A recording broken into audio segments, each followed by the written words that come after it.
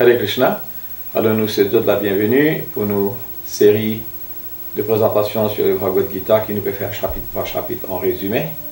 Et moi c'est Advaita Krishna et nous représentons le Bhagavad Gita Center Online.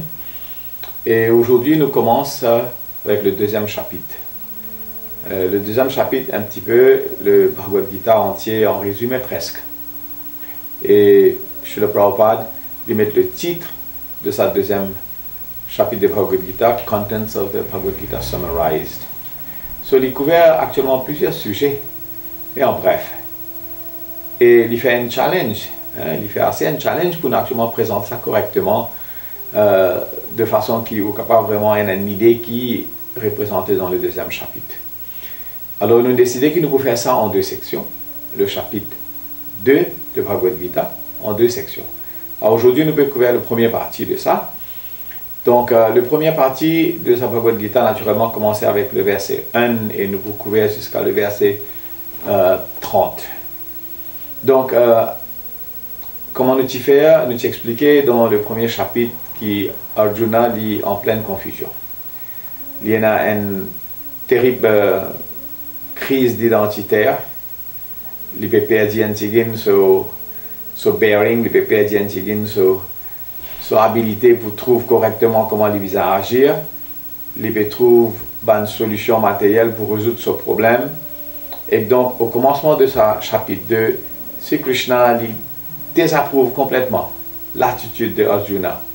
Et il dit que, ou soi-disant compassion qu'il peut exprimer comme étant la principale raison. Et nous disons d'ailleurs qu'il y a 4 raisons qu'il est présenté qui peut essayer de convaincre Krishna, qui peut essayer de mettre ce point de vue, qui est une raison qu'il n'est pas capable de continuer dans ça, il n'est pas capable de participer dans sa bataille de Kurukshetra. Et donc, en premier lieu, Krishna il désapprouve l'idée de compassion parce qu'il disait que cette compassion est mal fondée.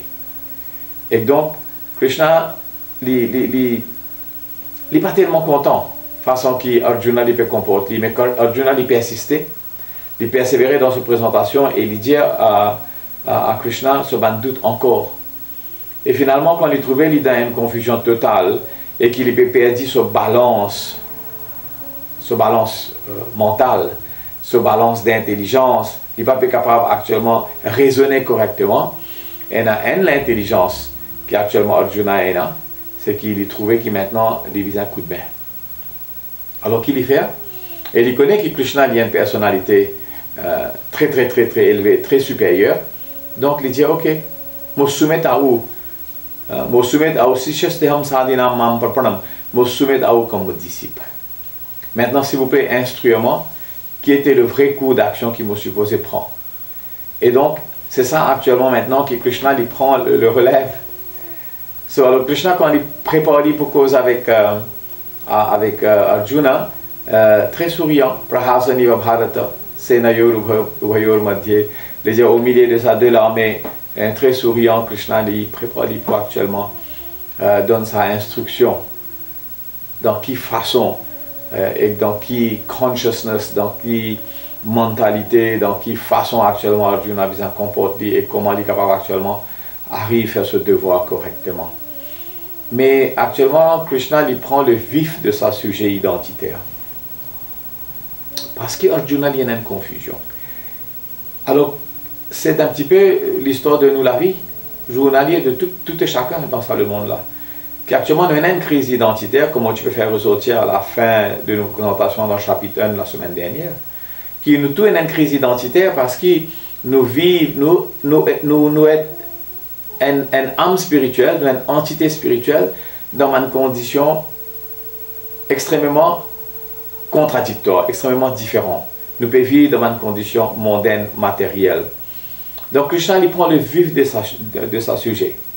Et il y a un verset qui dit bien joli, et il dit qu'il y a un sage et une complière, il y a un soto vidyate bhavo, le verset 11, il dit qu'il fait une différence et l'explique en termes très génériques, en termes très ouverts, la différence entre une entité matérielle et une entité spirituelle. Qui fait me dire générique parce qu'il y a un sous-titre dans la section là.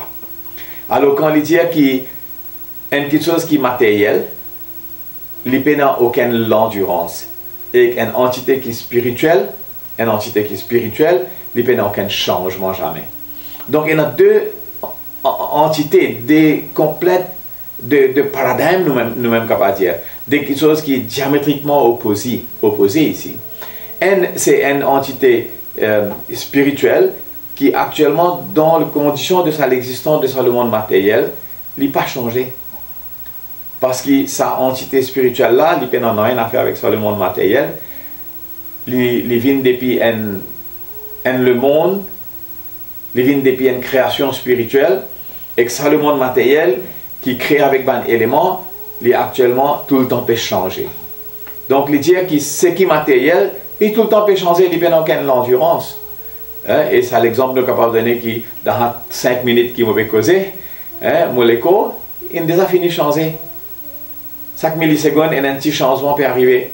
C'est ça actuellement très scientifique, sa présentation, qui dit que of the material, there is no cessation. C'est-à-dire qu'il est complet, il n'est pas arrêté de changer, il change tout le temps. Et ce qui est spirituel, il reste fixe. So, il met sa terme générique, il explique dans sa très jolie verset. Et après, là, il dit aussi qu'on peut montrer aux compassion pour savoir une personne devant vous là. Mais il dit un très joli verset, il dit Natwa evaham jatu nasam, Natwa amne mejana dipa, Natchaiva nabhavishyama sarve patam atah param. Il dit never was there a time when I did not exist, nor you, nor all these kings, nor in the future shall any of us cease to be. Il dit que moi ou et que tous les rois dans le passé de fin exister, et que je peux continuer à exister dans le futur, je peux exister à cette là. Qui il peut faire allusion à? Il peut faire allusion à sa entité spirituelle qu'il fait décrire. Donc je peux continuer à exister comme une entité, comme un individu. Et là, dans sa verset 13, Krishna lui donne ça très important verset qui actuellement tout le monde qui étudie Bhagavad Gita, il vient comment dire un beacon light pour comprendre actuellement qu'il y a une âme spirituelle. Et que ça verset là, il dit Dehinosmin yatha dehe komaram yovanam chara tatha dehantara prapti dhirastatra namuyati. Et il expliquait que ce principe de nous l'écho complètement, continuellement, toujours peut changer et que nos âmes spirituelles sont pareilles et que donc nous, comme une personne, nous pareils, excepté que nous l'écho changé. So, ça, c'est une autre explication de ce principe de réincarnation. Et Krishna lui met ce point-là très fort. Et il prend l'idée d'une façon aussi très scientifique et où vous trouvez qu'il nous présente un Changing Body Exhibit, maintenant, où vous trouvez. Et dans le Changing Body Exhibit, vous pouvez remarquer qu'actuellement, sa âme et sa étincelle que vous pouvez trouver, il est commun dans sa entière panoplie devant l'écho que nous pouvons trouver. Et vous pouvez trouver qu'actuellement, ça l'écho, il peut changer. Ça l'écho, il changé depuis sa naissance, jusqu'à qu'il devienne un jeune garçon, depuis un adolescent, depuis une personne complètement développée, un adulte. Et puis, il est là au 3e âge, où commence à dégénérer, et puis où l'écho vient d'un vieillard, et puis où vient un squelette, où n'est plie, et là, ça l'écho là. Donc, quand on présente une photo, un parent, ses enfants qui ont 1 an, 2 ans, et après, sa même personne à l'âge de 25 ans, puis non, rien dans cette école-là qui ont coexisté.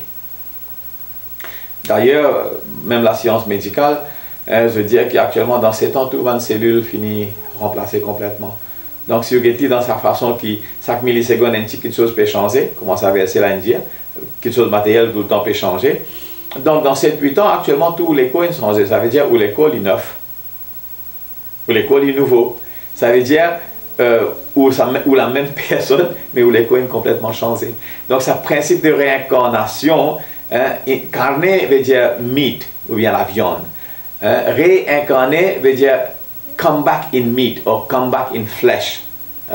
Donc, qui arrive quand nous l'écho continuellement changé, au point de la mort, ça l'écho qui nous est là, il n'est plus servi nos missions de la vie humaine.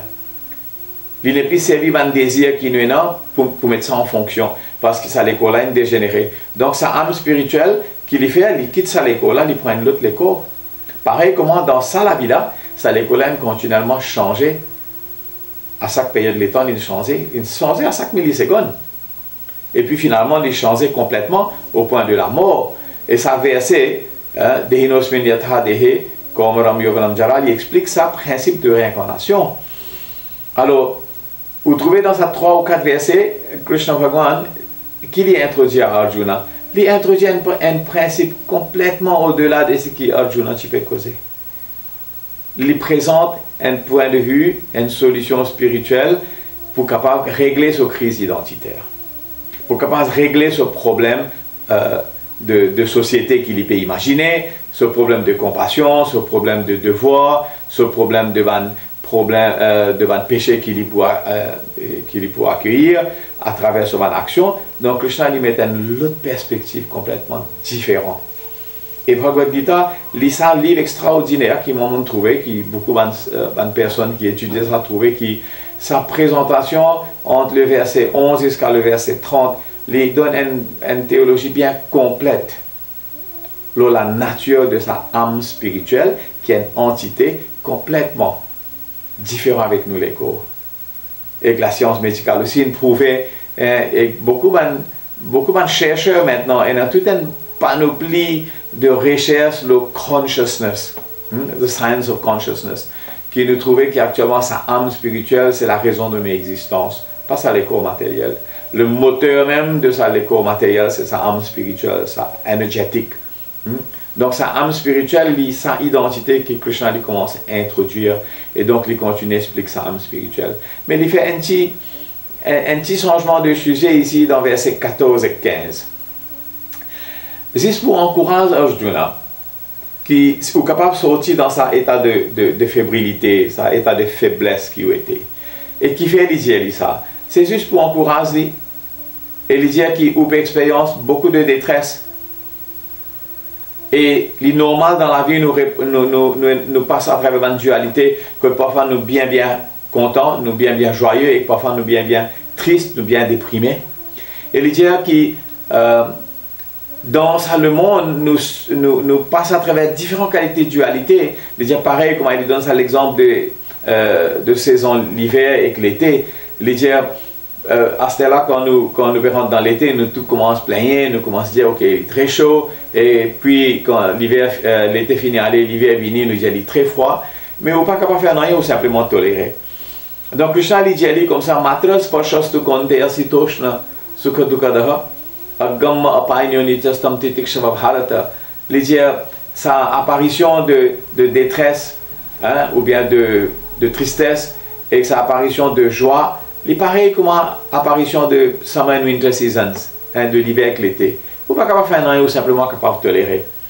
Et là, il encourage encore plus dans sa prochaine verset 15, il dit, et si une personne vient l'esprit bien équanime, un esprit bien balancé, c'est-à-dire qu'ils ont une dualité, c'est pas les frais, c'est pas les chauds, c'est pas les tristes, c'est pas ou déprimé, c'est pas ou on gagne une quantité faveur ou bien du moins critique, ça va une dualité là, si vous êtes capable de tolérer cette dualité là avec un esprit bien balancé, actuellement doucement, vous venez une personne transcendantale. Et donc, comme ça, vous qualifiez pour actuellement gagner une promotion vers le monde spirituel. Et il dit ça dans le verset 15. Et donc, à partir du verset 16 jusqu'à le verset 25, il actuellement explique sa différentes caractéristiques de sa âme spirituelle que Krishna a introduit ici. C'est ce qu'on appelle Atma-Gyan. Et il commence par dire que sa âme spirituelle n'est pas née. Il dit qu'actuellement, il n'a une naissance, et il n'a aucun amour, et il n'a aucun changement. Et quand l'écho est né, l'âme spirituelle n'est pas née. Quand l'écho est mort, l'âme spirituelle n'est pas mort. Et il donne beaucoup d'exemples. Jatasya hi dhruvam mrityu, dhruvam janma mritasya cha. Il dit, et ça, il y a une chose fixe comme like the polar star. Dhruvam veut dire fixe like the polar star.